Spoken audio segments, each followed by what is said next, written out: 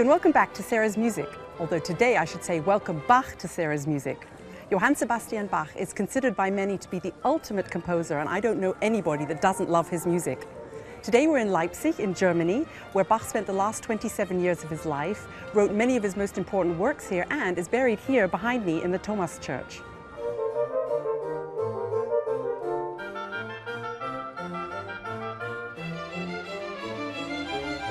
Johann Sebastian Bach is Leipzig's greatest tourist attraction. The city is full of him. The annual Bach Festival attracts over 80,000 visitors, and you can even bike to Bach, like this travel group here, who were so happy and excited to have reached their destination when we met them. Wir kommen aus Frankreich und von Eisenach nach Leipzig mit Rad. Bach zu besuchen? Ja. Seid ihr alle auf Bach-Spuren? Bach by Bike ist das. Bach by Bike, what a fantastic idea! Bach is very important for this city, and here at the Bach Archive there's a lot to see and experience, including these interactive displays.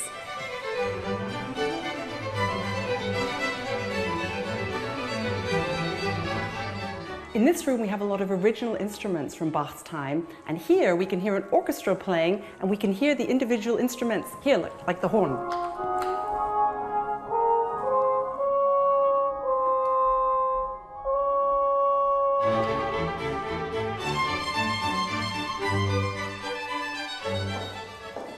This is Bach's organ, and if you touch this organ pipe here, you can hear one of his organ works.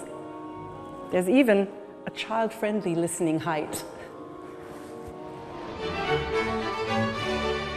Today we're attending a special event here in Leipzig. A portrait of Bach painted by Elias Gottlob Hausmann is being given back to the city after traveling around the world for 265 years. Johann Sebastian Bach has come Bach to his roots, and here he is. This portrait of Bach is one of the only two portraits painted of Bach during his lifetime.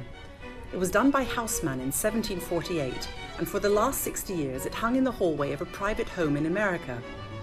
During the Second World War, the painting was given to Sir John Eliot Gardiner's family in England for safekeeping by a friend.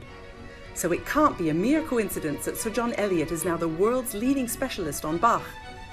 Now both of the paintings will be housed in the Bach Archive in Leipzig. Thank you for taking the time to talk to us about this portrait.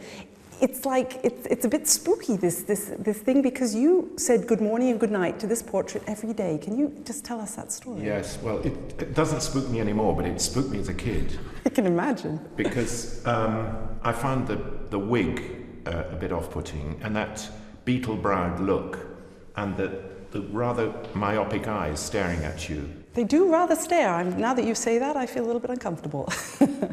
And I couldn't reconcile that look with the music of his that I was learning simultaneously. I mean, the Brandenburg concertos, the violin concertos that I was playing, not a particularly good violinist, but I learned them, and also the motets, and I learned all the 6 motets of Bach, and I knew the treble parts by heart by the time I... So how old were you when the portrait came to your house? I was 0 minus 4, 5. So I was born in 43. So it's literally been there, you've known this portrait all your life? Yes, I mean it came to my father's house in southwest England in Dorset in 1938, and from the moment that I could walk, I passed it 5, 6 times a day. Did you speak to him? Yeah, I did, but I was puzzled by him. I just, you know, what is this? Who is this guy? And yet there was this wonderful music that I was learning, which was so animated. And, you know, I longed for Bach to leap out of this portrait, you know, fully armed and fully invigorated, and the same person who wrote this wonderful music. It took me ages to reconcile these two things, and I think the clue to it is in the lower half of his face.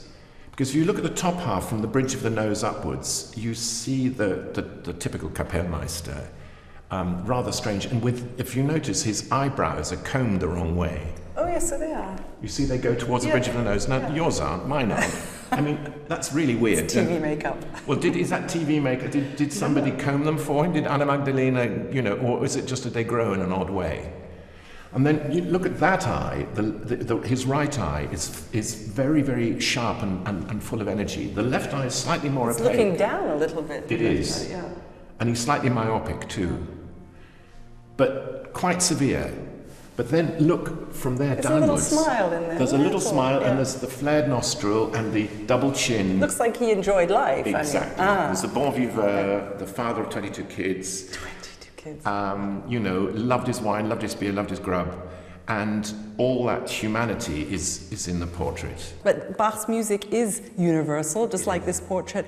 What is it that keeps Bach omnipresent? It is omnipresent. Well, first of all, he's influenced every single composer that's existed since his day. I couldn't imagine music, any composer without him. I mean, Haydn, Mozart, Beethoven, Schubert, Schumann, Mendelssohn, the lot, all through the 19th century. Stravinsky, Bartók, Britten, anybody in the 20th century, and still in contemporary composers today. I'm sure that if you ask George Benjamin or if you asked Georgi Kurtag, they'd say he's the boss, he's the business.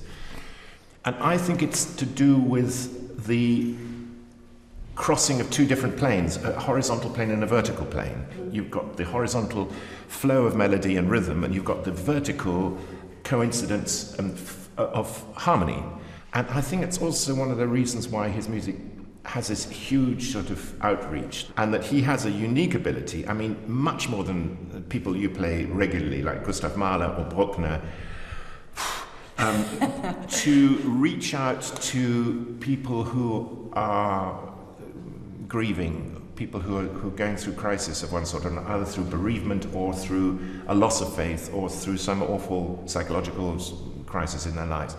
Bach has this ability to provide Trost, comfort, in the most amazing way. I mean, Mozart doesn't do that to me, Haydn doesn't do it, Beethoven certainly doesn't do it, but Bach does. At tonight's celebration concert, the world-famous St. Thomas Boys Choir from Leipzig are singing, of course, Bach. This wonderful choir has existed since 1212, and Bach himself used to conduct the choir during his time as cantor of the St. Thomas Church.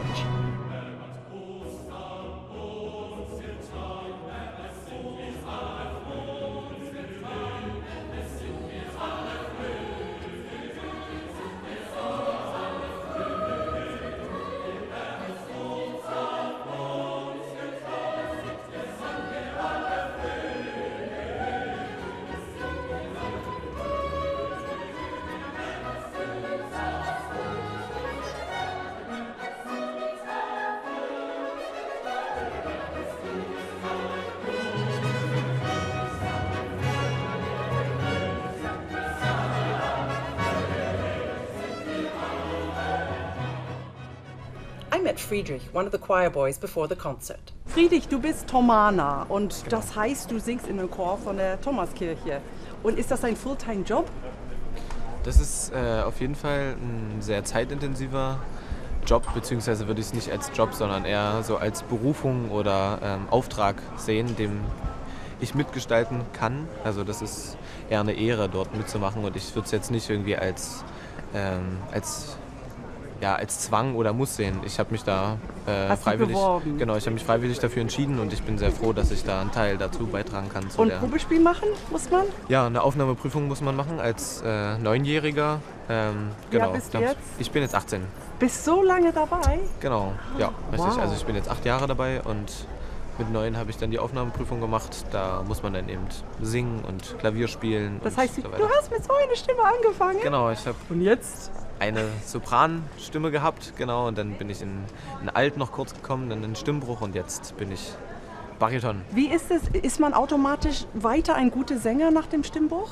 Nee, das kann ich. Ich bin das lebende Beispiel dafür. Ich habe als Knabe viele Soli gesungen und habe ganz viele CDs auch aufgenommen, und mittlerweile ist meine Stimme jetzt nicht so, dass ich sagen kann, ich habe eine übelst krasse Stimme noch. Also es ist unterschiedlich. Also manche Knaben kamen nie zum Zug und haben jetzt eine wunderbare Tenorstimme oder sowas. Also das kann man nicht festmachen.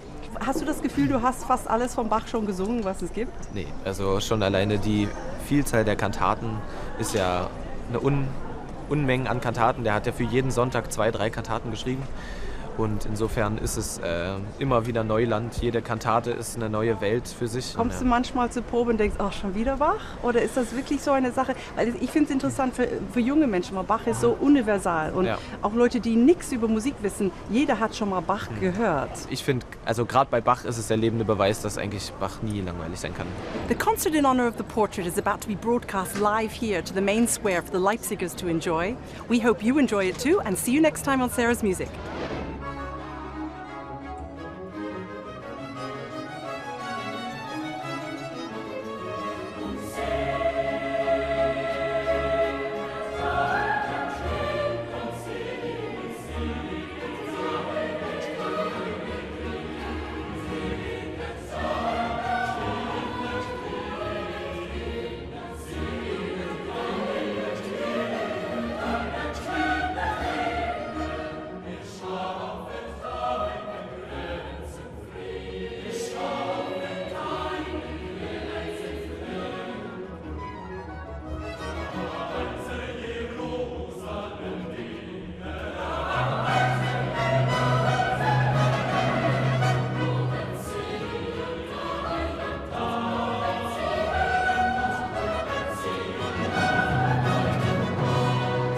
Friedrich? Also das.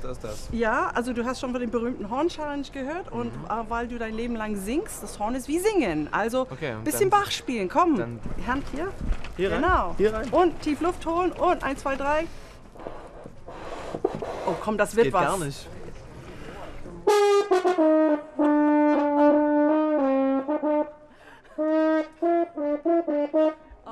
Oh, yeah, round of applause. Wow, it's good. It's always the problem with the Horn Challenge, they never want to stop.